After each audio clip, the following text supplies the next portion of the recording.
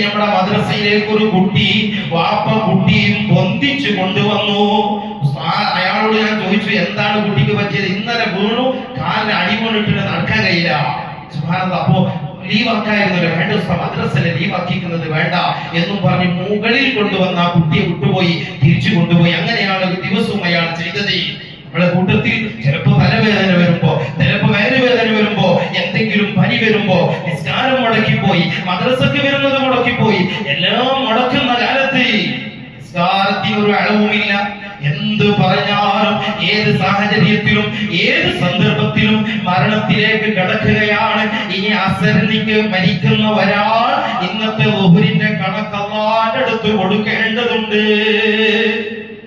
ആദ്യം മഹ്ശറിൽ ചോദ്യം ചെയ്യുന്ന ചോദ്യത്തിൽ ഒന്നാമത്തെ ചോദ്യം നിസ്കാരത്തെ കുറിച്ചാണെന്ന് ഹബീബ് സയ്യിദുനാ മുഹമ്മദുർ റസൂലുള്ളാഹ്